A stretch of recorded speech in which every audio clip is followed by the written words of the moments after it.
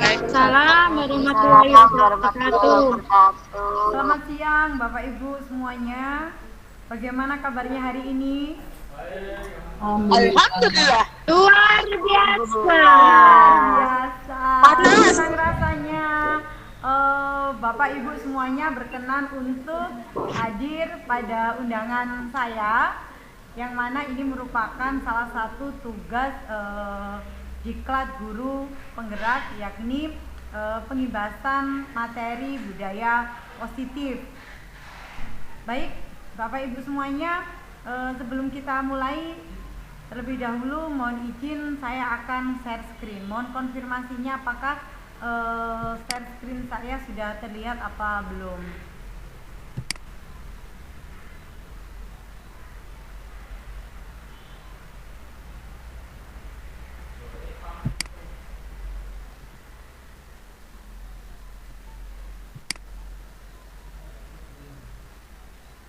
Sudah terlihat belum Bapak Ibu?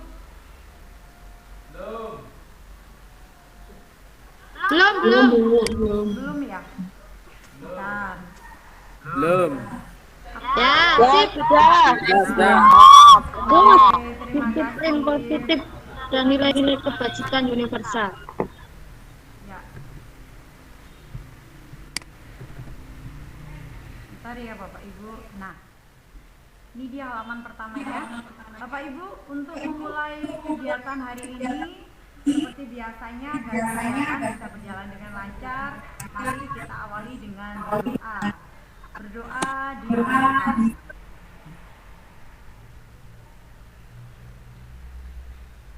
Amin, terima kasih. Bapak Ibu semuanya, acara kita siang ini merupakan tugas saya pada 1.4.A.9 aksi nyata modul 1.4 tentang budaya positif. Apa sih budaya positif itu? Kita kupas. Namun sebelumnya akan saya sampaikan untuk kita pada hari ini, kemudian ada kontraforum, kemudian ada presentasi materi, tanya jawab, refleksi, dan penutup. Nah, Bapak Ibu, untuk kontraforumnya, karena tadi kita pembukanya sudah kita awali dengan berdoa agar kegiatan lancar, dan untuk kontraforumnya saya tawarkan kepada panjenengan semuanya, apakah manual acara ini bisa disepakati. Jadi saya presentasi materi, kemudian dilanjut dengan tanya jawab dan refleksi, atau panjenengan nanti kalau ada pertanyaan bisa boleh langsung angkat tangan, atau saya selesaikan dulu, atau bagaimana Bapak Ibu, ada usulan? Selesaikan dulu. Oh, diselesaikan dulu.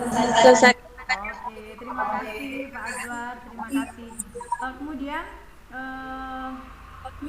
apakah kita sepakati boleh sambil minum sambil makan begitu ya, karena mengingat ini rehat begitu ya, selepas kita ngajar. Boleh. Boleh ya, yang penting materi bisa tetap jalan dan bisa tetap fokus. Oke, usulan diterima. Apakah yang lain sepakat? Kalau sepakat boleh tulis di kolom chat.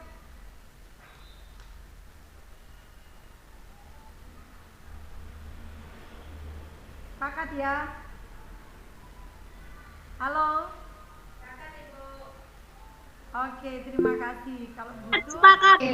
sepakat. Terima kasih Bu Heni. Baik Bapak Ibu, saya lanjutkan ke slide berikutnya. Nah, berbicara tentang budaya positif, jadi standar nasional pendidikan, di sana disampaikan bahwa lingkungan yang positif sangat diperlukan agar pembelajaran yang terjadi adalah pembelajaran yang berpihak pada murid, sebagaimana tertuang dalam standar proses pada standar nasional pendidikan pasal 12, yaitu pelaksanaan pembelajaran sebagaimana dimaksud dalam pasal 10 ayat 2 huruf B, diselenggarakan dalam suasana belajar yang interaktif, inspiratif, menyenangkan, menantang, memotivasi peserta didik untuk berpartisipasi aktif dan memberikan ruang yang cukup bagi prakarsa, kreativitas, kemandirian sesuai dengan bakat, minat, dan perkembangan fisik serta psikologis peserta didik. Nah, dari sini saya secara pribadi kemudian akhirnya berefleksi tentang model pengajaran yang selama ini sudah saya lakukan. Apakah apa yang saya lakukan di kelas ini sudah interaktif, sudah inspiratif, sudah menyenangkan dan menantang untuk anak-anak. Kira-kira apakah Bapak Ibu semuanya juga merasakan hal yang sama seperti saya? Jadi dengan membaca standar nasional pendidikan ini kita jadi berefleksi begitu ya. Kira-kira kelas saya sudah interaktif belum ya? Sudah inspiratif belum ya? Bu Eva boleh kasih masukannya ini? Sudah menyenangkan belum kelasnya Bu Eva nih?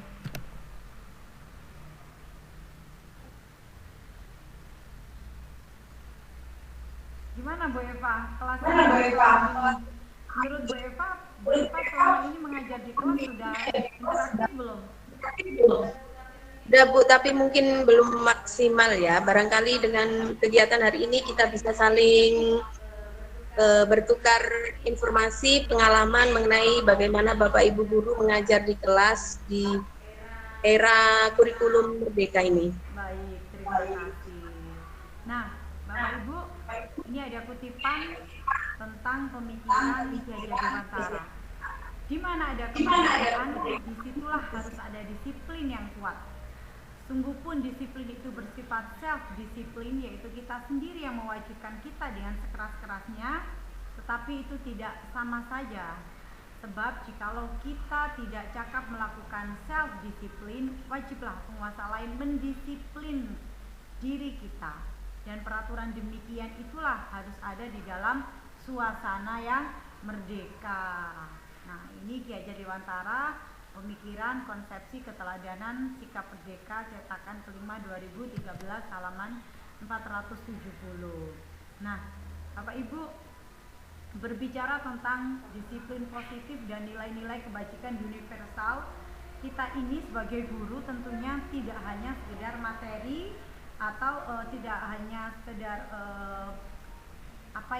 jadi kalau kita guru fisika tidak hanya ilmu fisika yang kita berikan, jika kita guru biologi tidak hanya materi-materi seputar biologi yang kita berikan, namun kita juga perlu bagaimana caranya untuk membimbing anak-anak kita, murid-murid kita, dan memberikan nilai-nilai kebajikan itu sehingga mereka bisa terarah dan bisa membudayakan disiplin positif gitu ya. Baik Bapak Ibu, terkait nilai-nilai kebajikan universal ini, jadi apa sih nilai-nilai kebajikan universal ini? Nah, kita ini kan sekarang sudah menggunakan kurikulum merdeka ya. Jadi kalau di kurikulum merdeka ini kan ada P5. Nah, P5 di sini inilah sudah include atau sudah mengambil dari nilai-nilai kebijakan universal. Jadi apa saja nilai-nilainya? Ya, nilai-nilai kebajikan yang sangat banyak itu ya, yang sudah disepakati bersama tanpa memandang suku, bangsa, ras, agama, bahasa. Namun ini adalah nilai-nilai kebajikan yang secara umum. Jadi bisa meliputi kalau di P5 kan ada beriman, ada bertakwa, kemudian ada gotong royong, kemudian ada toleransi, ada kerukunan. Nah, ini adalah contoh beberapa nilai kebajikan yang selama ini menjadi tantangan bagi kita guru, bagaimana sih meyakinkan kepada anak didik kita tentang pelaksanaan atau penerapan nilai-nilai ini. Nah, kemudian Bapak Ibu selanjutnya, ada tantangan nih untuk Bapak Ibu semuanya, kegiatan kepalan tangan. Coba sekarang Anda bayangkan ya, Anda dan teman Anda, kemudian sobeklah secari kertas kecil, tuliskan benda atau sesuatu yang sangat berharga untuk Anda. Boleh, menurut Anda berharga apa sih? Sertifikat rumah begitu ya, atau liontin, terserah. Yang menurut Anda berharga, kemudian setelah ditulis, bayangkan itu adalah benda yang asli dan letakkan di salah satu tangan Anda dan genggam benda tersebut dengan sekuat-kuatnya, dengan segala daya. Kemudian teman Anda yang B mencoba dengan sekuat tenaga dengan berbagai cara untuk meminta Anda memberikan benda tersebut. Nah, untuk teman yang meminta meminta Anda untuk membuka kepalan tangan ini, boleh melakukannya dengan membujuk, mengancam, menghardik, merayu, menyuap, apa saja, bahkan juga boleh dengan memberikan uang. Tujuannya agar Anda mau membuka kepalan tangan. Nah, kira-kira apa yang terjadi ya Bapak Ibu? Nah, coba ada yang mau ini enggak? Ada yang mau komentar enggak? Nah, ini jika saya yang jadi teman Anda, nah, ini kemudian saya akan meminta Bu Putri misalkan. Bu Putri kira-kira mau nggak Bu Putri buka tangannya? Bu Putri tadi izin ke belakang, sudah kembali belum ya? Halo? Bu Putri ada nggak ya?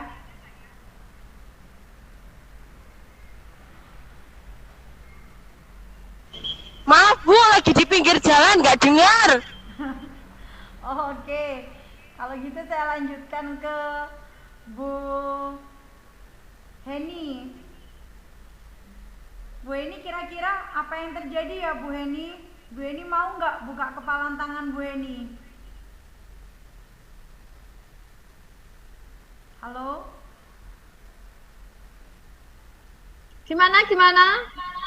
Jadi ini Bu Heni, di permainan itu tadi ya kan? Jadi kita Ya. akan diminta untuk menuliskan secari kertas. Di dalam kertas itu kita mencari tuliskan kertas. benda yang sangat berharga yang kita punya. Nah, kemudian kertas itu kita genggam, seolah-olah kita menggenggam benda yang berharga itu. Nah, kemudian ada orang yang ingin tahu, ingin merebut benda itu dari tangan Ibu. Kira-kira Ibu mau membuka genggaman tangan nggak? Enggak, harus ada syaratnya. Oh, mau, tapi ada syaratnya begitu ya? Nah, Ya. oke. Ya, ini jadi jawaban ini bisa berbeda-beda. Mau kalau ada syaratnya. Nah, ini saya panggil nih. Kalau Bu Ati bagaimana Bu Ati Kartika? Kira-kira mau nggak Bu Ati Kartika? Mau Bu, Nggak mau? mau. Oh, mau juga, asal ada syaratnya. Iya. Jadi macam-macam ya. Jadi ada yang mau, ada yang tidak. Nah, mau atau tidak itu sebenarnya terserah. Siapa yang mengendalikan ya Bapak Ibu? Ya kita sendiri, ya. Jadi siapa yang bisa mengendalikan diri kita adalah diri kita sendiri. Pikiran. Iya, betul sekali. Nah, ini makanya di sini ada perubahan paradigma teori kontrol atau ilusi kontrol, di mana guru mengontrol murid. Jadi ini tidak sepenuhnya benar.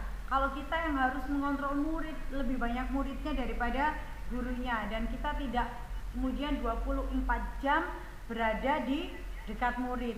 Jadi siapa yang mengontrol diri murid itu? Ya murid itu sendiri, sama seperti kita. Ya, kemudian Bapak Ibu, saya lanjutkan. Nah, siapa sesungguhnya yang memiliki kontrol? Ini ada perbandingan antara stimulus respon dan teori kontrol. Yang pertama, kita mencoba mengubah orang agar berpandangan sama dengan kita. Faktanya itu akan sulit. Jadi lebih mudah kita yang berusaha memahami pandangan orang lain tentang dunia.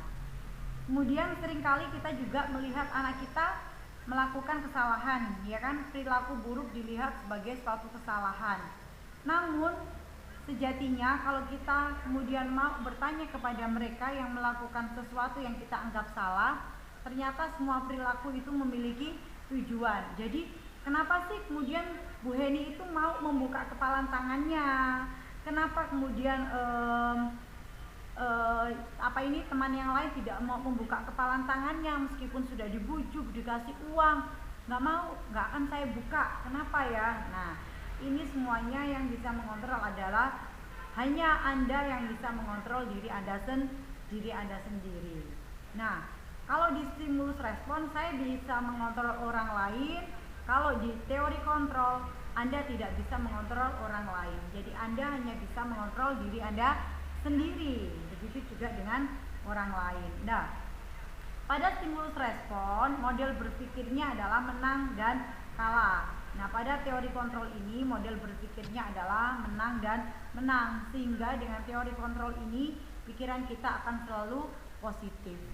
Nah, terkait dengan pikiran positif, nah untuk disiplin positif, bagaimana sih kita bisa menerapkan disiplin positif itu? Nah, pada bagian teori kontrol yang yang disampaikan oleh Dr. William Glasser, ini sebenarnya kita ada beberapa hal yang mempengaruhi. Nah, jadi sebelumnya kita harus tahu dulu nih, mana disiplin itu apa sih? Jadi belajar kontrol diri dengan menggali potensi kita agar tercapai tujuan mulia, yaitu sesuatu yang menjadi seseorang yang kita inginkan berdasarkan nilai-nilai yang kita hargai. Nah, karena kita juga harus mengetahui bahwa semua perilaku memiliki tujuan. Nah, semuanya itu untuk bisa menerapkan disiplin positif ini, salah satu hal yang mempengaruhi adalah motivasi. Nah, motivasi ini ada dua, Bapak Ibu. Ada yang intrinsik dari dalam diri dan ada yang ekstrinsik atau dari orang lain. Contohnya yang dari orang lain adalah misalkan ini kita lakukan hal A untuk menghindari hukuman. Nah, kemudian kita melakukan hal B untuk mendapatkan imbalan. Ini adalah motivasi ekstrinsik. Jadi misalkan begini nih, saya harus berangkat pagi nih karena saya ada jam pertama. Terima kasih, saya syukuri nikmat ini dari Tuhan. Saya sudah mendapatkan pekerjaan ini sebagai guru, dan guru adalah pekerjaan yang mulia. Untuk menghargai apa yang sudah diberikan oleh Tuhan, saya akan berangkat pagi, berangkat jam 6 katakanlah begitu ya, karena saya masuk sekolah jam 7, sehingga saya akan bisa masuk kelas tepat waktu dan tidak terlambat. Jadi ini adalah untuk menghargai diri sendiri. Ini motivasi ini berasal dari diri kita. Beda ya dengan yang besok saya jam pertama nih, kalau saya jam 7 kurang 15 saya belum sampai sekolahan, nanti bahaya nih, saya bisa kena masuk catatan waka kurikulum misalkan. Nah, jadi ini kita melakukan sesuatu motivasinya ya karena kita menghindari hukuman, karena takut ada catatan dari waka kurikulum misalkan. Atau misalkan kita dapat tugas yang ya sudahlah, tugas itu kita laksanakan biar nanti dapat reward ya, atau nanti dapat waktu perayaan Hari Guru Nasional. Nah, nanti saya dipanggil ke depan nih untuk menerima piala misalkan. Jadi ini kan selain kita menghindari hukuman, kita juga berharap dapat reward. Ini adalah motivasi ekstrinsik. Nah, diharapkan nanti kalau kita sudah bisa menerapkan budaya positif ya, yang salah satunya adalah disiplin positif.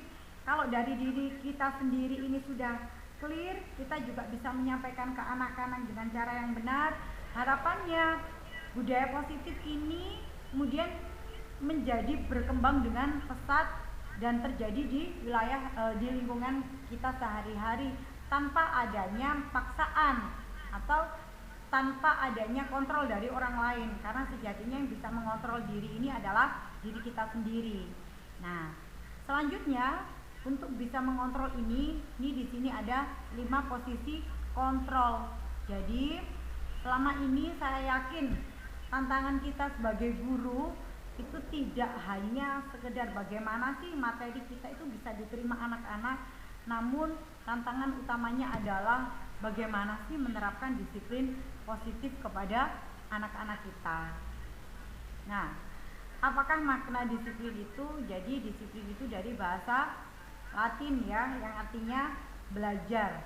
Jadi tidak mudah memang untuk menerapkan disiplin, tidak mudah. Dalam hal ini maksud saya kita memang perlu beberapa tahapan, perlu proses, karena ini merupakan belajar, jadi tidak instan ya.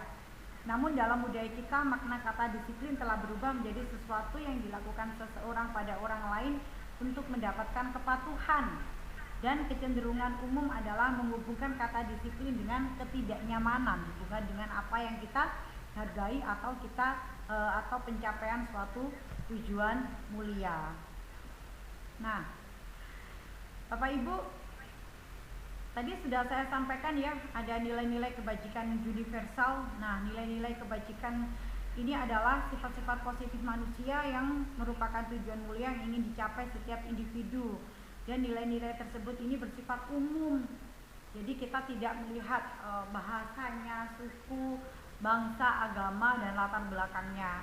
Nah, kemudian yang kita angkat hari ini, yang kita adopt oleh negara kita ya, untuk nilai-nilai kebajikan yang kita angkat ini melalui kurikulum Merdeka ini adalah ada beriman, bertakwa kepada Tuhan Yang Maha Esa dan berakhlak mulia, kemudian ada mandiri, bernalar kritis, berkebinekaan global, gotong royong, dan kreatif. Ini yang kemudian kita harapkan anak didik kita, siswa kita mampu menerapkan nilai-nilai tersebut. Nah, Bapak Ibu, seringkali kita ini dalam menerapkan disiplin itu sedikit banyak kita melakukan hukuman. Nah, atau sebaliknya, kita memberikan iming-iming dengan memberikan penghargaan. Nah, apakah hal yang seperti itu dibenarkan? Nah, yuk kita cek ya slide berikutnya. Nah, ini ada teori motivasi perilaku manusia. Jadi seperti yang sudah saya sampaikan tadi, motivasi ada dua, ada eksternal dan ada internal ya. Jadi kalau motivasi eksternal ini sifatnya tidak berlaku lama. Jadi karena ini dilakukan bukan dari diri sendiri, tapi lebih kepada untuk menghindari ketidaknyamanan ya, daripada dapat hukuman mending saya lakukan, atau lebih baik saya lakukan ini ya biar saya dapat imbalan, kan begitu. Nah, kalau dari internal ini tujuan disiplin positif akan tercapai karena dilakukan untuk menghargai diri sendiri. Jadi lebih kepada mensyukuri apa yang sudah didapat, dan untuk itu saya akan melakukan yang lebih baik karena saya ingin menghargai diri sendiri. Ini mohon maaf ya, slide-nya agak lama. Ini sudah di. Nah, Bapak Ibu, selanjutnya kita akan mengarah kepada restitusi. Kira-kira Bapak Ibu sudah sering mendengar apa itu restitusi? Sudah pernah dengar tapi jarang kita pakai ya? Belum. Oh, oke. Nah, jadi restitusi adalah proses menciptakan kondisi bagi murid untuk memperbaiki kesalahan mereka sehingga mereka bisa kembali pada kelompok mereka dengan karakter yang lebih kuat. Restitusi juga merupakan proses kolaboratif yang mengajarkan murid untuk mencari solusi untuk masalah mereka dan membantu murid berpikir tentang orang seperti apa yang mereka ingin menjadi dan bagaimana mereka harus memperlakukan orang lain. Jadi Bapak Ibu, melalui restitusi ini biasanya kita melakukan kalau kita bertemu anak yang tidak disiplin atau tidak mematuhi aturan-aturan, biasanya kita kemudian memberikan hukuman begitu ya. Nah, ini sebenarnya kita bisa menghindari hal itu dan kita ganti dengan melakukan restitusi. Nah, sebelumnya ini akan saya sampaikan ada 9 ciri-ciri restitusi. Jadi yang pertama bukan untuk menebus kesalahan, namun untuk belajar dari kesalahan. Kemudian untuk memperbaiki hubungan. Kemudian di sini berupa tawaran ya, bukan paksaan. Dan restitusi juga menuntun untuk melihat ke dalam diri. Restitusi untuk mencari kebutuhan dasar yang mendasari tindakan. restitusi diri adalah cara yang paling baik. Fokus pada karakter bukan tindakan, fokus pada solusi bukan mencari masalah baru, dan mengembalikan murid yang berbuat salah pada kelompoknya. Nah, seringkali kalau kita sudah mendapati anak berbuat salah itu terkadang anak itu setelah kita berikan pemahaman begitu, kadang mereka jadinya merasa bersalah sekali, sehingga mau kembali ke komunitasnya itu mereka terkadang ada keengganan gitu ya, karena sebenarnya mereka paham kalau apa yang sudah dilakukan itu tadi adalah salah. Nah, keyakinan kelas ini ada beberapa cuplikan foto saat saya melakukan keyakinan kelas. Nah, ini saya lakukan di awal proses pembelajaran. Jadi saat kemarin baru ganti masuk ke tahun ajaran baru, saya coba melakukan keyakinan kelas atau kesepakatan kelas begitu. Nah, mengapa tidak peraturan saja? Mengapa harus keyakinan kelas? Jadi apa bedanya sih peraturan dengan keyakinan kelas? Biasanya kalau kita bikin peraturan itu kan nanti imbasnya ada sanksi ya. Nah, ini kalau keyakinan imbasnya adalah kita nanti bisa melakukan restitusi. Jadi kita bisa berkomunikasi dengan mereka. Jadi mengapa kita memilih peraturan harus menggunakan helm bila mengendarai kendaraan roda 2? Nah, memang ada sanksinya. Namun jika kemudian ada anak yang tidak memakai helm, kita bisa menyampaikan, nah, apa sih yang kamu yakini ya? Kemudian kalau kita tidak pakai helm bisa terjadi apa? Nah, misalkan kalau kecelakaan bisa bahaya Bu, saya bisa terluka. Nah, itu jadi kita memberikan pemahaman, memberikan penyadaran kepada mereka. Nah, untuk mendukung motivasi intrinsik, kembali ke nilai-nilai atau keyakinan-keyakinan, lebih menggerakkan seseorang dibandingkan mengikuti serangkaian peraturan-peraturan. Jadi dengan mengingatkan keyakinan yang sudah kita yakini bersama, ini diharapkan nanti anak akan lebih mengenal gitu ya. Jadi budaya yang positif ini kemudian dibentuk oleh lingkungan yang positif, dimulai dari keyakinan kelas dan peraturan kelas yang lebih awal. Jadi peraturan itu kemudian nanti kita tetapkan menjadi keyakinan. Nah, coba ini Bapak Ibu saya minta boleh ditulis, boleh open mic. Kira-kira, nah ini ada yang mana yang merupakan keyakinan kelas ya? Yang warna hijau apa yang warna putih?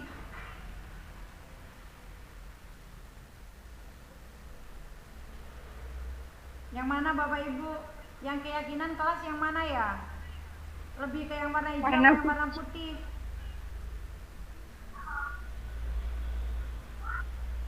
Ya Bu Vida? Ya, warna putih. Yang warna putih, Bu Vida boleh kasih alasannya? Yang mana yang merupakan keyakinan kelas? Yang warna putih menurut saya. Iya. Karena di sini kalimat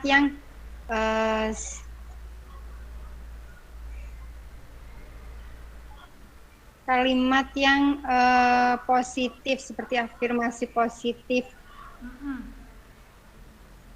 Betul. Jadi kalimatnya di sini afirmasi positif dan ini lebih kepada ke nilai-nilai umumnya disebutkan ya. Jadi kami guru dan murid saling menyayangi.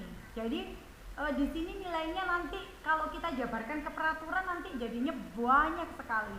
Jadi kalau di kesepakatan kelas yang berupa keyakinan kelas itu kita hanya cantumkan di poin-poin kecil di nilai-nilai kebajikan universal saja. Contohnya nyuri dompet teman, boleh nggak? Nggak boleh. Kenapa? Karena berarti kita tidak saling menyayangi.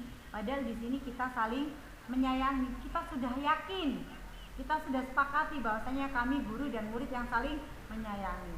Kemudian kalau ada terjadi bullying, juga nggak benar tuh ngatain temen atau nggak hormat sama gurunya, itu juga nggak benar. Kenapa?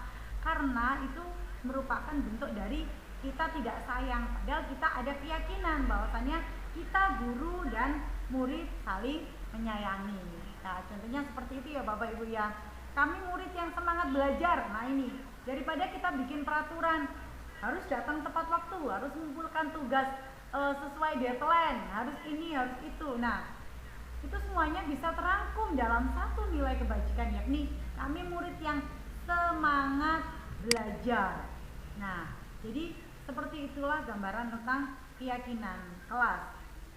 Sehingga keyakinan kelas ini sangat penting untuk kita awali prosesnya, kita mulai untuk tanamkan ke siswa-siswi kita, ke lingkungan di mana kita memang sangat butuh untuk menerapkannya ya. Jadi contoh kecilnya ya di kelas-kelas kita. Syukur nanti kalau kemudian kita bisa mengadakan kegiatan besar dengan menggandeng Bapak Kepala Sekolah begitu ya, atau Ibu Bapak Ibu Waka yang lain. Nah ini ada kegiatan pendalaman keyakinan kelas yang ada pada tabel T dan tabel yang bisa kita pelajari. Jadi kalau misalkan ada satu nilai kebajikannya yang kita yakini adalah kata hormat gitu ya. Nah, pada kata hormat ini tampak seperti datang tepat waktu dan tidak tampak seperti sering hadir terlambat. Ini sebenarnya tidak usah kita tuliskan ya. Namun dengan kata hormat saja kita sudah tahu harus seperti apa sih. Berarti dengan kita hadir terlambat itu kita jadinya tampak seperti tidak hormat gitu ya. Nah, pada kata bekerja misalkan, tekun bekerja dan menyimak guru. Nah, jadi kemudian sebaliknya, tidak tampak seperti mendengarkan guru dan acuh tak acuh. Nah, jadi nilai-nilai ini sebenarnya kita bisa yakinkan agar kita lebih mudah dalam menerapkan budaya positif dan disiplin positif. Jadi ini tentunya ada beberapa nih. Dalam peraturan kelas selalu kembalikan buku ke tempatnya. Kalau keyakinan kelas cukup tanggung jawab. Dilarang mengganggu orang lain. Nah, di keyakinan kelas cukup menghormati orang lain. Karena menghormati orang lain tidak hanya mengganggu, tapi ada banyak hal yang lainnya ya. Ini berkomitmen hadir. Kalau di peraturan kelas hadir di sekolah 15 menit sebelum pembelajaran dimulai. Jadi lebih panjang. Nah, ini harapan ke depan. Semoga kita semuanya mampu melaksanakan atau membuat keyakinan kelas. Nah, Bapak Ibu, coba ini saya dulu waktu menerima materi ini juga rasanya tergelitik ya. Ini ada judulnya dihukum oleh penghargaan. Biasanya penghargaan itu kan kita berikan, orangnya pasti seneng sekali ya. Anak yang dapat itu pasti seneng sekali. Namun ternyata itu juga tidak selamanya baik, namun juga memberikan efek yang kurang baik, yakni jadi penghargaan menurunkan kualitas. Karena sering kita melakukan suatu hal itu karena mengharap penghargaan, akhirnya kalau tidak ada penghargaan atau penghargaan yang kita harapkan tidak sesuai dengan yang kita bayangkan, akhirnya ini bisa menurunkan kualitas dan kita bisa juga mematikan kreativitas dan mengurangi motivasi intrinsik. Sehingga sebenarnya memberikan penghargaan itu sama saja kita dihukum oleh penghargaan. Nah, ini ada beberapa yang masuk ke dalam apa sih bedanya hukuman dengan konsekuensi. Nah, ini ada beberapa contohnya ya, sehingga kita juga harus pandai memilah agar bagaimana yang ini adalah hukuman, yang ini adalah konsekuensi yang memang harus dilakukan karena tidak sesuai dengan kesepakatan kelas atau keyakinan. Nah, kemudian selanjutnya adalah perbedaan hukuman dan konsekuensi. Nah, saya kasih contoh satu saja. Jadi sesuatu yang menyakitkan harus terjadi. Konsekuensi sesuatu harus terjadi. Jadi mereka paham itu adalah konsekuensi yang harus dijalankan. Jadi tidak boleh ada perasaan sakit hati atau tidak terima begitu ya. Kemudian selanjutnya, nah ini ada identitas yang gagal dan identitas yang sukses. Ini dari hukuman, kemudian bagaimana caranya kita bisa menerapkan disiplin.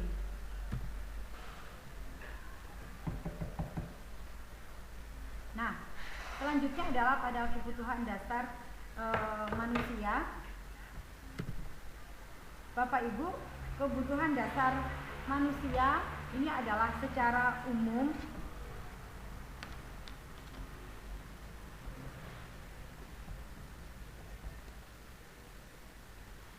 ada kasih sayang dan rasa diterima, ada penguasaan, ada kesenangan, ada kebebasan. Dan ini ada dilakukan untuk bisa bertahan hidup.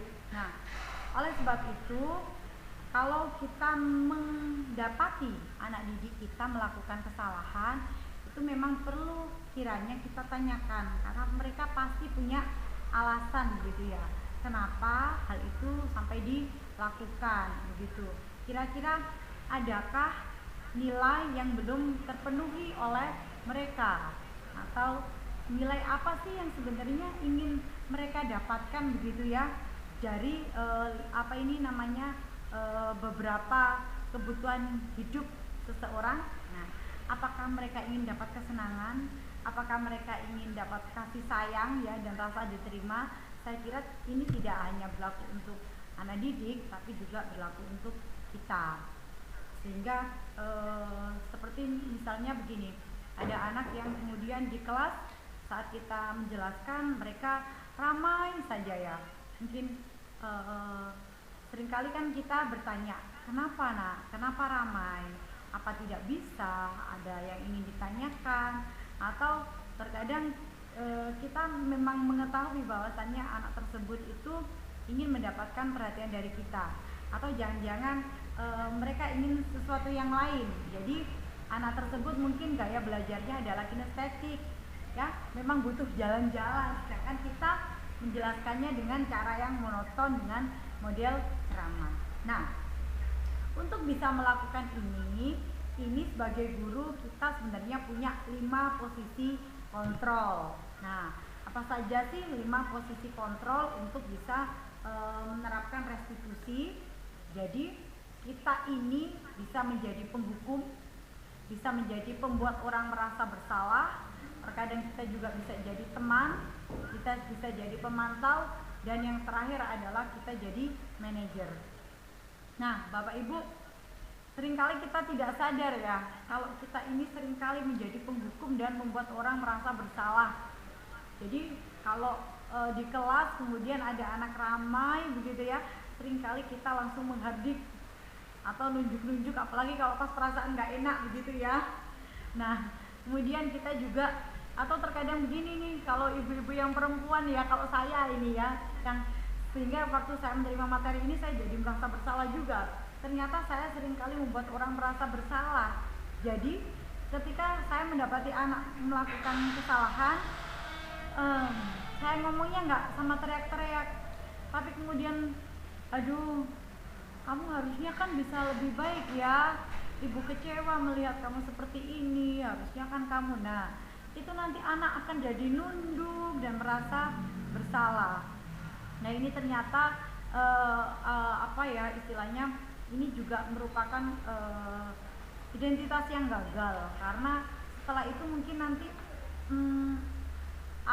anak akan hanya mengikuti saat kita ada saja, dan keesokannya mungkin mereka akan mengulanginya lagi. Nah, kemudian posisi selanjutnya adalah posisi sebagai teman. Nah, ini mungkin kalau kita anaknya bisa kita ajak ngobrol yang enak, mungkin seringkali kita ini bisa menjadi teman sama mereka ya. Jadi biasanya ini guru berkata seperti ini, ayolah dikerjakan ya tugasnya, masa sih nggak mau ngerjakan, nanti demi ibu deh itu dikerjakannya ya. Nah, kamu nggak mau bantu ibu, kalau ini tidak dikerjakan kemudian nanti ada kontrol dari atas. Nah, tidak hanya ibu yang kena, kamu juga kena, jadi ayolah dikerjakan. Nah, seperti itu. Nah, sebenarnya ini juga kurang bagus ya. Kemudian posisi selanjutnya adalah pemantau. Nah, kalau pemantau ini kita lebih kepada, sebentar ini ada iklan di mejanya ini Bu, di mejanya Pak Kodim. Nah, kemudian saya lanjutkan, sebagai pemantau ini Kalau kita melihat ada anak yang melakukan kesalahan, kita lebih kepada menanyakan, sudah tahu peraturannya? Nah, apa peraturannya? Nah, seperti itu. Nah, sehingga diharapkan nanti kalau kita bisa melakukan restitusi yang bagus, ini seorang guru diharapkan bisa mengambil posisi kontrol sebagai manajer. Nah, ini yang terakhir ya. Jadi kita nanti bisa menjadi manajer bila mana kita ingin mencapai keberhasilan atau sukses dalam melakukan controlling. Nah, seperti apa sih melakukan restitusi yang benar ini? Karena tentunya kita ingin ya agar bagaimana disiplin ini bisa diterapkan dan bisa anak-anak didik kita ini bisa mengontrol dirinya sendiri dalam penerapan disiplin positif. Nah, Bapak Ibu coba ini dijawab, boleh dari hati. Ada pernyataan-pernyataan ini dan kemudian siapa yang mengatakan, apakah si penghukum, si pembuat bersalah, si pemantau, atau si teman, atau si manajer. Pernyataan-pernyataan yang pertama, saya kecewa sekali dengan kamu. Nah, siapa ya yang ciri-ciri yang ngomong seperti ini? Atau kamu tidak pernah benar melakukannya. Nah, ayolah lakukan demi ibu atau bapak. Nah, atau ada lagi nih, apakah kamu mau mendapatkan stiker bintang hari ini? Nah, ini kasih iming-iming reward ya. Bagaimana kamu bisa menyelesaikan masalah ini? Nah, dan yang terakhir, kamu selalu yang paling akhir. Sudah ketemu jawabannya Bapak Ibu? Nah, ini jawabannya sudah saya coba kita cross-check bersama. Nah, jadi yang pertama adalah si pembuat orang merasa bersalah ya. Jadi kita ini ngomongnya halus, tapi anak jadi nunduk begitu ya, gatel ya sama omongan kita, jadi merasa berdosa begitu. Anaknya sampai takut, sampai nunduk. Kemudian ini si penghukum, pokoknya nih kamu tidak pernah benar-benarnya ya melakukan sesuatu dan langsung berikan hukuman tanpa mendengarkan alasan apapun. Nah, kemudian ini ada yang sebagai teman, kemudian selanjutnya sebagai pemantau, selanjutnya sebagai manajer, dan selanjutnya lagi sebagai penghukum. Nah, Bapak Ibu, sekarang kita menuju ke poin yang terakhir, segitiga restitusi. Nah, apa sih segitiga restitusi ini? Jadi Apa itu? untuk segitiga restitusi ini adalah tahapan atau sebuah konsep yang bisa kita lakukan sebagai salah satu cara untuk menerapkan budaya positif di lingkungan tempat kita berada. Jadi kalau kita sebagai guru ya tentunya kita bisa menerapkannya di lingkungan sekolah dan bisa juga kita lakukan untuk anak kita sendiri di rumah ya.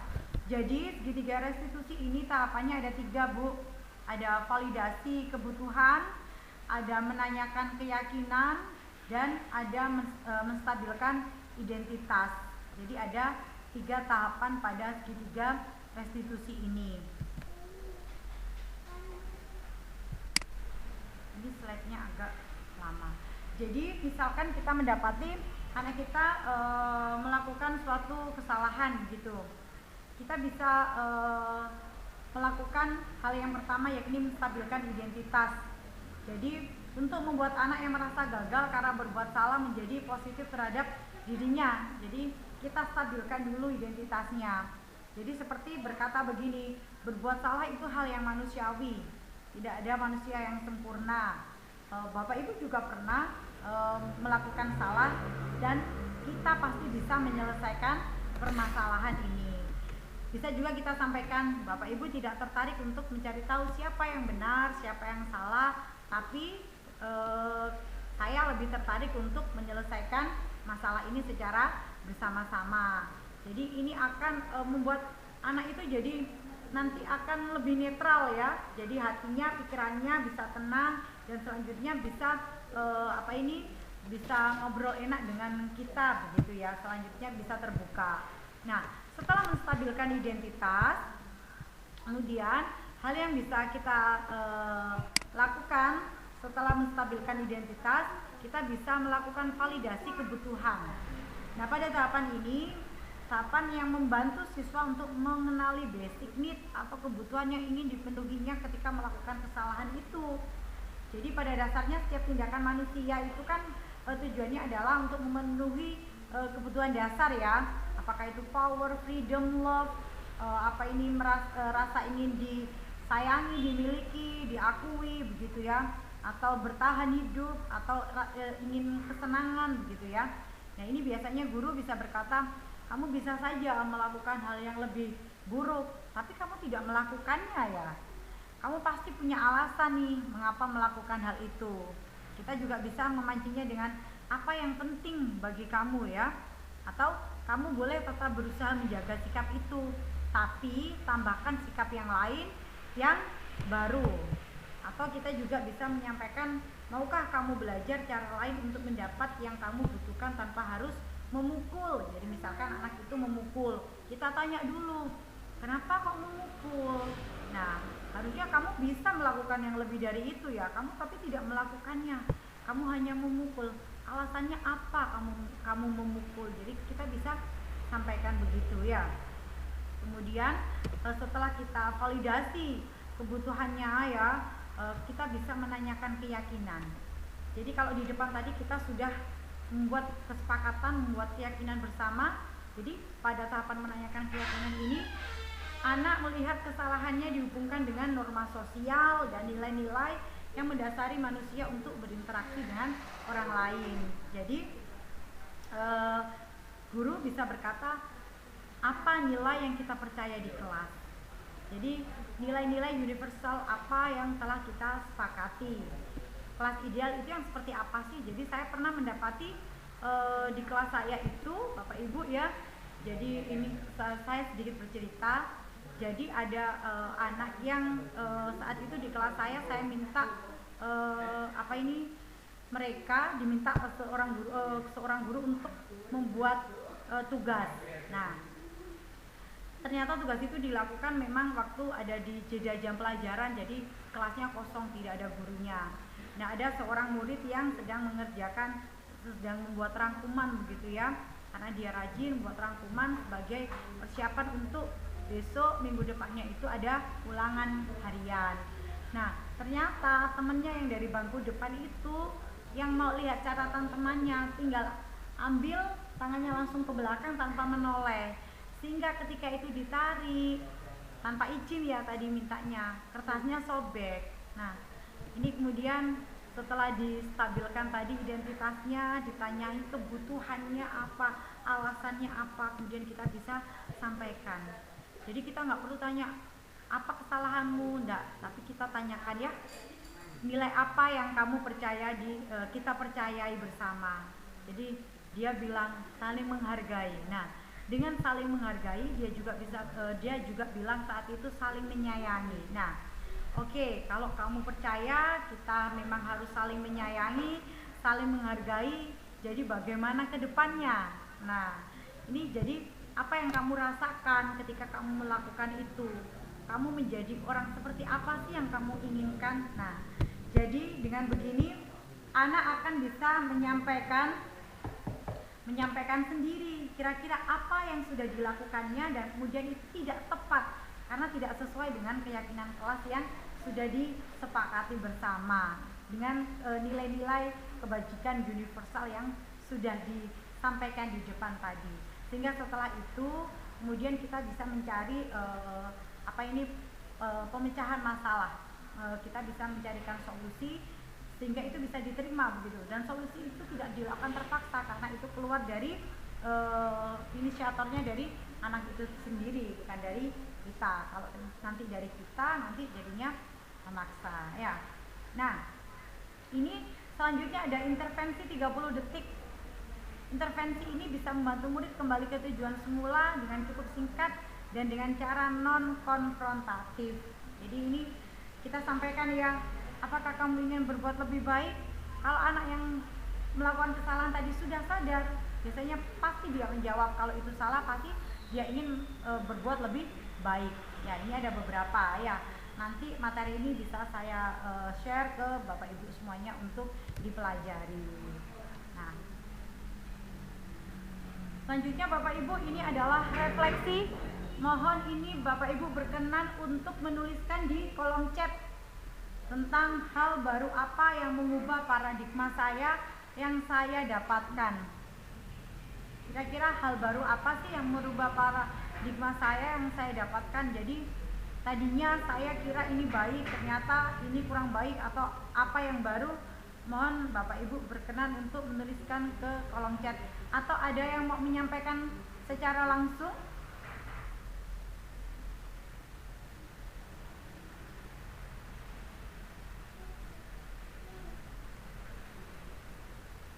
Halo? Weni? Ya, Nay. Iya Bu Vida, silahkan. Ya, terima kasih atas waktunya. Dari beberapa pertemuan, beberapa waktu ini ya, pertemuan ini banyak yang saya dapatkan dari misalkan tentang pentingnya adanya keyakinan kelas ya, kesepakatan keyakinan kelas. Itu hal-hal yang baru, terutama ibaratnya buat kedepannya saya nantinya di kelas saya, supaya nantinya lebih baik lagi. Selain itu, tentang motivasi intrinsik yang dan motivasi eksternal itu banyak banyak pemahaman baru yang saya dapatkan dari materi siang ini. Terima kasih. Ya, terima kasih Bu Vida. Saya dulu waktu menerima materi ini juga rasanya begitu.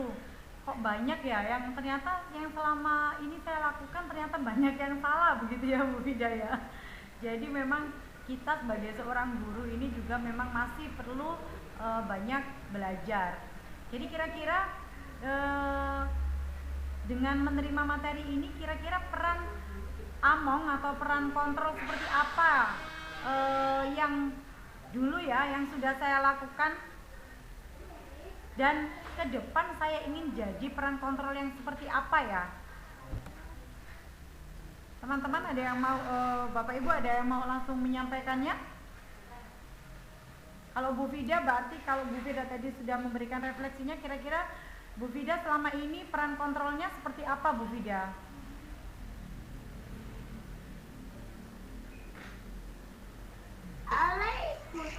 Ya, untuk kedepannya peran Among yang saya untuk setelah Kan ada selama pemantau ya, ada pemantau, ada penghukum, ada teman, ada manajer. ya untuk kedepannya saya ingin saya berusaha untuk menjadi manajer. Wah, luar biasa, kita berikan tepuk tangan dong buat Bu Vida. Oke, selama ini Tapi mungkin iya. belajar ya Bu Naik. Oke Bu, siap. Kita nanti sama-sama belajar ya Bu. Ini kan di SMK Negeri 1 Lamongan kan nanti, kita ada apa ini namanya komunitas belajar ya. Kita bolehlah nanti kita belajar lagi. Tidak kalau ada waktu tidak hanya bertatap maya seperti ini ya, tapi kita bisa bertemu langsung nanti ngobrol-ngobrol di ruangannya Bu Vida juga boleh ya Bu Vida ya. Oke, siap. Terima kasih Bu Nay. Siap. Oke. Selanjutnya tadi sesuai dengan kesepakatan di depan karena materi sudah selesai, boleh ada pertanyaan, apa ada yang ditanyakan?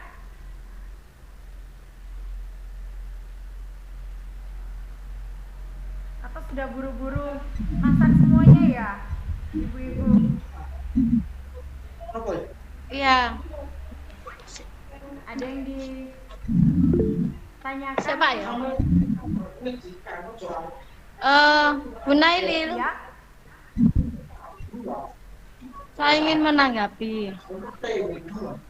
Ya Bu Weni ya ini, silakan. Ya, dari yang saya dengar, apa yang saya simak dari penyampaiannya Bu Nailil itu memang sangat bagus ya, sangat bagus. Kita bisa mengubah paradigma itu dengan diterapkan kepada anak-anak. Tapi ada tapinya ya. Apakah bisa kita melaksanakan itu dengan cepat atau baik? Karena mengubah paradigma ini tidak segampang itu. Apa-apa ada trik-trik tertentu untuk bisa mengubah paradigma dari para siswa itu tadi, Ya, peserta didik. ya, terima kasih Bu Eni. Betul. Jadi memang hal yang baik, apalagi hal yang baik begitu ya, memang tidak ada yang instan. Nah, bikin donat aja ada prosesnya ya Bu ya. Nah, apalagi kemudian menerapkan hal yang baik seperti ini, menerapkan budaya positif, sehingga kalau ditanyakan berapa lama begitu ya, gimana ya Bu Eni, berapa lama atau apakah kan tidak bisa cepat begitu ya, lalu bagaimana, ada trik-trik khusus gitu. Nah, kita lakukan saja Bu sekuat yang bisa kita lakukan, sehingga kalau dulu saya pernah lihat di acara Mata Najwa itu, ketika Najwa bertanya kepada Mas Menteri ini Nadiem Makarim ya, ditanya hal apa yang masih diingat dari gurunya. Nah, ini kok rasanya luar biasa ya Bu Eni, kalau kemudian ada anak didik kita nanti yang sudah lulus kemudian ditanya apa yang paling diingat dia dari gurunya. Saya ingat dulu Bu Eni, waktu saya melakukan kesalahan, Bu Eni tidak lantas memberikan hukuman, namun melakukan tahapan-tahapan yang bersahabat dengan saya, yakni tahapan segitiga restitusi. Jadi anak tidak merasa diadili, namun mereka itu menjadikan motivasi intrinsik yang tertanam dalam diri dan dalam hati anak tersebut, sehingga ke depan anak akan terus terpacu untuk melakukan budaya positif. Nah, ini kan menurut saya luar biasa ya Bu Eni. Jadi mungkin hasilnya tidak lantas kita lihat sekarang, namun ke depan semoga dengan anak terbiasa kita berlakukan dengan tahapan-tahapan yang ada pada segitiga restitusi ini, kebutuhan anak akan menjadi lebih terpenuhi dan anak akan menjadi lebih terarah begitu ya. Jadi lebih bisa menerapkan disiplin positif yang motivasinya dari diri sendiri. Begitu Bu Eni.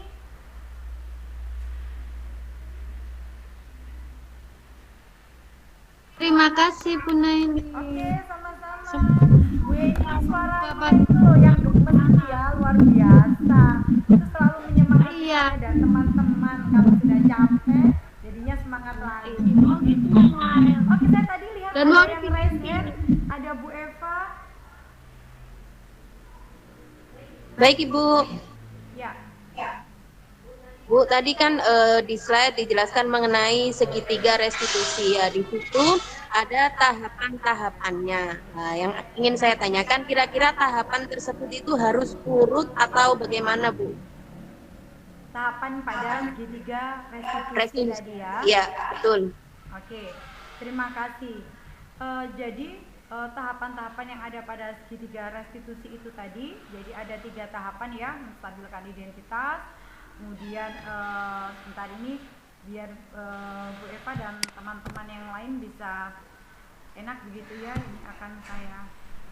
Jadi pada 3 tahapan itu tadi bisa dilakukannya bisa naik turun, namun harapannya dilakukan secara berurutan. Jadi yang pertama adalah kita stabilkan ini dulu, kita stabilkan identitasnya dulu ya. Jadi anak biar bisa lebih rileks. Nah, setelah itu nanti kita lakukan di tahapan yang kedua, yakni validasi kebutuhan. Jadi kita sampaikan juga ke mereka kenapa hal itu bisa sampai terjadi, alasannya apa begitu. Nah, setelah mereka menyampaikan alasannya, nah ini nanti barulah kepada intinya, yakni menanyakan keyakinan. Nah, di sini nanti setelah ini kita akan review keyakinan lama yang sudah kita sepakati di depan ya. Jadi ini akan membuat anak kemudian diharapkan bisa meluruskan kesalahan yang sudah dilakukan, dan setelah itu bisa mencari solusi secara bersama-sama atas kesalahan yang sudah diperbuat. Begitu Bu Eva, ada tanggapan? Baik Ibu, terima kasih atas jawabannya. Oke. Ada yang lainnya?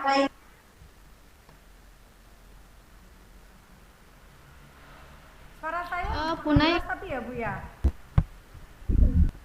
Karena waktu kita tinggal sedikit lagi. Ya. Sebelum saya akhiri, mungkin saya berikan satu kesempatan lagi untuk bertanya. Bu Nailil, Ya, saya boleh bertanya? ya silakan Bu. Tadi saya masih belum paham tentang hukuman penghargaan tadi yang gimana ya? Oh, oke. Maksudnya? Hukuman dan dihukum oleh penghargaan begitu ya? Iya, iya. Ya. Karena waktu itu tadi saya ada iklan yang lewat, jadi kurang jelas. Oke, dihukum oleh penghargaan. Oke, ini sayang slide-nya kurang ini. Gak apa-apa ya Bu, ini sambil nunggu slide-nya jalan saya jelaskan ya Bu ya. Jadi seringkali kan kita itu agar anak mau melakukan sesuatu sesuai rule atau sesuai yang kita harapkan karena kita anggap itu baik dan harus dilakukan oleh anak. Seringkali kan kita memberikan iming-iming ya Bu. Kita menyampaikan nanti akan ada reward begitu. Ayo besok ini ya ikut upacaranya harus lengkap identitasnya, peralatannya dipakai. Kalau tidak nanti kalian akan dipanggil oleh tim ketertiban. Nanti kalian dapat hukuman nih. Nah misalkan begitu. Anak kan jadi melakukan melakukan hal itu tadi karena takut, karena menghindari ketidaknyamanan. Daripada dihukum mending saya lakukanlah, kan begitu ya. Nah kebalikannya Bu, seringkali kita juga meminta atau mengharap anak melakukan sesuatu dan agar anak itu mau, kita berikan iming-iming. Misalkan, ayo yang mau maju ke depan nih diskusi kok pasif ya, yang mau maju ke depan nanti saya kasih nilai tambahan. Nah kan berarti kita kasih reward ke anak-anak kan ya, kita kasih iming-iming. Nah sehingga pada suatu titik nanti anak itu akan jadi ketergantungan dengan reward, tergantung dengan penghargaan. Kalau penghargaannya tidak ada, anak cenderung malas untuk melakukan hal yang bagus karena tidak ada penghargaan. Atau misalkan begini, ayo yang ini siapa, nanti ibu kasih, yang mau angkat tangan ibu kasih hadiah. Nah begitu, hadiahnya apa Bu, biasanya kan tanya ya, rame. Ternyata setelah kalau kita kasih tahu hadiahnya apa, anak-anak ngomong ya hadiahnya kok gitu Bu, gak menarik. Akhirnya matilah lagi, kreativitasnya jadi mati, semangatnya jadi mati karena hadiahnya tidak sesuai dengan yang diharapkan. Jadi ternyata penghargaan itu juga bisa menghukum anak. Jadi disitulah yang disebut dengan menghukum dengan memberikan penghargaan. Jadi penghargaan itu tidak lantas, mungkin kalau dalam jangka waktu yang pendek itu mungkin bisa membantu ya, namun dalam jangka waktu yang panjang anak akan jadi tergantung dan bisa jadi mematikan kreativitas anak, mematikan motivasi intrinsik anak untuk melakukan hal-hal positif. Begitu Bu Heni. Oh ya, berarti kesimpulannya kalau misalnya kita memberi reward seperti itu, misalnya karena anak-anak biasanya sekarang ini kan pasif-pasif, kalau disuruh bertanya atau ada temannya presentasi untuk bertanya dan lain sebagainya, ini kan pasif, nggak ada. Misalnya ada pertanyaan, nggak ada gitu kan. Nah kita kasih reward seperti itu, nanti yang nanya dapat nilai, berarti kita tidak baik ya Bu, Iya, kurang baik. Betul, iya. Jadi itu membuat anak tergantung, membuat anak dihukum dengan penghargaan, yaitu istilahnya. Karena hal itu nanti akan membuat anak menjadi ketergantungan, melakukan hal baik, namun karena motivasi secara eksternal, secara ekstrinsik. Padahal kita harapkan agar anak-anak kita mampu melakukan hal-hal baik, hal-hal positif dengan motivasi dari dalam diri sendiri, gitu. Jadi kita sampaikan di depan itu, kita semangati. Kenapa sih kita harus aktif? Kenapa sih kalau ada diskusi itu kita harus memperhatikan kembalikan, karena di depan sudah ada keyakinan bersama bahwasanya salah satu hal yang menjadi keyakinan bersama adalah menghargai orang lain. Nah, kalau kamu ngomong kemudian diajukan sama orang lain itu enak nggak sih?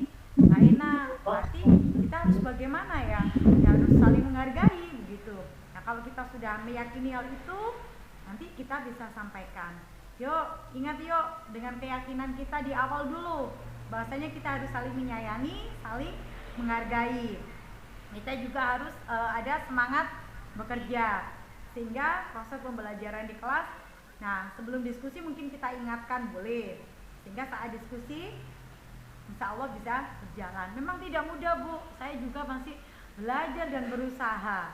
Karena ini memang apa ya istilahnya perlu ketelatenan ya Bu ya. Jadi budaya, jadi memang perlu kebiasaan, jadi perlu penerapan yang berulang-ulang gitu. Saya kira nanti Bu Eni bisa lah, nanti kita sama-sama menciptakan budaya positif ini secara bersama-sama biar kita lebih kuat begitu ya, lebih semangat. Siap, terima kasih Bu Nain. Ya, Chan. Oke. Ada lagi? Sepertinya tadi ada yang suaranya sempat di mikrofonnya dinyalakan, dimatikan lagi begitu. Oh oke. Bu Oni, silakan Bu Oni. Terima kasih atas kesempatannya. Ini Bu, saya ingin menanyakan, apa sih yang dimaksud dengan kebijakan universal itu? Bentar Bu Oni, kok suaranya sampai di saya kecil ya? Bisa Apa diulang sih? ya? Ya, apa sih kebajikan universal itu? Oh, oke. Nilai-nilai kebajikan universal maksudnya ya Bu Oni ya. Oke, terima Betul. kasih. Kan saya coba jawab ya Bu Oni. Jadi ini kita kembali ke depan lagi. Jadi yang tadi saya bilang keyakinan kelas itu adalah yang kita yakini adalah berdasarkan atau kita ambil dari nilai-nilai kebajikan universal. Jadi nilai-nilai kebajikan universal itu apa sih? Jadi nilai-nilai baik yang kita sepakati secara bersama. Jadi tidak ada peraturan secara tertulis ya. Namun banyak orang yang sama-sama sepakat bahwasanya itu adalah nilai-nilai yang baik yang secara umum tanpa memandang lintas agamanya apa, bahasanya apa, suku, ras, agama dan lain-lain bahasanya. Nah, kemudian jadi di sini dimanapun yang namanya saling menyayangi itu baik. Jadi itu disepakati begitu. Iya, saling menyayangi itu baik. Kemudian menghormati. Di mana-mana tempatnya semuanya orang pasti sepakat saling menghormati itu adalah hal yang baik. Nah, kalau di negara kita ini ya dalam penerapan kurikulum Merdeka ini Indonesia melalui Kementerian Pendidikan dan Kebudayaan ini mengambilnya, membentuknya dalam bentuk P5. Nah, P5 ini kalau saya boleh nyanyi dikit, ini boleh ya Bu ya. Jadi kita mengingatkan saja. Jadi nilai P5-nya itu ada pada yang kita berapa hari lalu nyanyi itu Bu Ono pakai lagu becak-becak itu ya.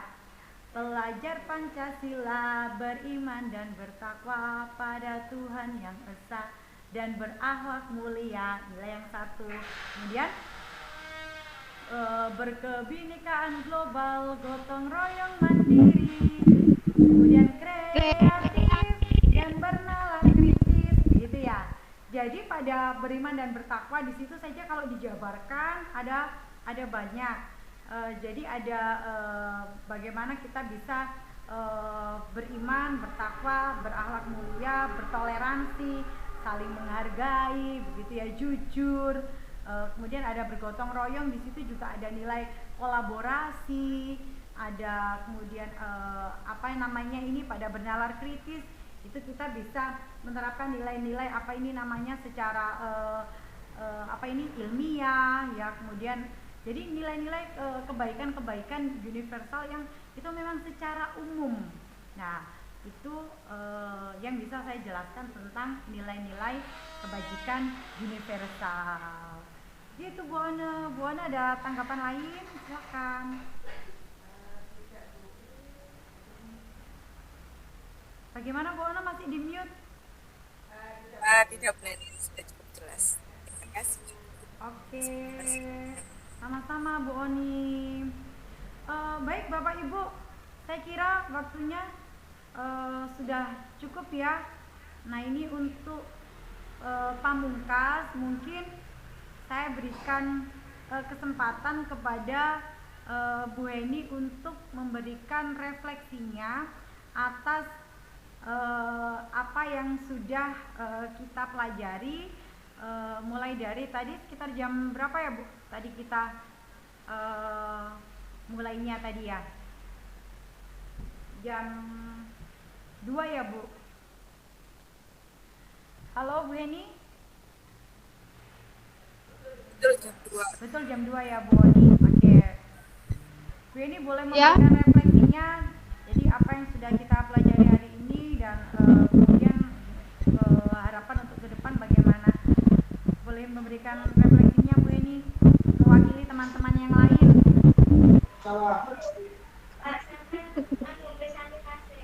Sebentar ya. Ya baik, dari apa yang sudah saya dengar dan saya amati bahwa kegiatan ini sangat bermanfaat sekali dan membuka ini paradigma saya juga sendiri ya mengenai bagaimana cara menghadapi siswa-siswa agar mereka itu termotivasi belajar dengan baik, dengan tanpa adanya seperti hukuman dan lain sebagainya seperti itu. Dan belajar itu harus menyenangkan. Semoga kedepannya bisa diterapkan di sekolah atau di kelas. Terima kasih. Cukup Bu Heni? Cukup. Terima kasih. Semangat ya Bu Heni. Semoga nanti ke depan bisa kita terapkan sama-sama. Kita juga bisa secara pribadi bisa menerapkan budaya positif ini dan kita bisa ketularkan untuk anak-anak dan teman-teman guru yang lainnya biar Indonesia makin kuat begitu ya. Oke. Terima kasih Bapak Ibu semuanya. Saya ucapkan satu kata, luar biasa, karena ini jamnya sudah jam istirahat, namun panjenengan semuanya masih berkenan untuk mengikuti kegiatan yang saya lakukan sebagai tugas ya dari Diklat guru penggerak. Saya harap nanti teman-teman semuanya, Bapak Ibu semuanya juga bisa mendaftar sesi guru penggerak berikutnya dan kita bisa belajar bersama-sama. Ini saya sudah stop share screen ya. Sudah apa masih kelihatan? Oke, terima kasih. Bapak Ibu, sebagai sesi penutup boleh dinyalakan kameranya sebentar, kita foto bersama ya untuk kenang-kenangan. Oke, Bu Putri luar biasa. Bu Putri masih di bis. Ini perjalanannya paling panjang.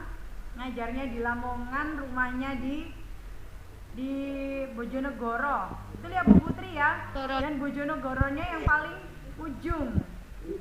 Ada Bu Rametia yang sudah beda sekolah dengan saya tapi namun masih berkenan. Terima kasih. Ada Bu Payu juga yang dengan segala aktivitasnya namun masih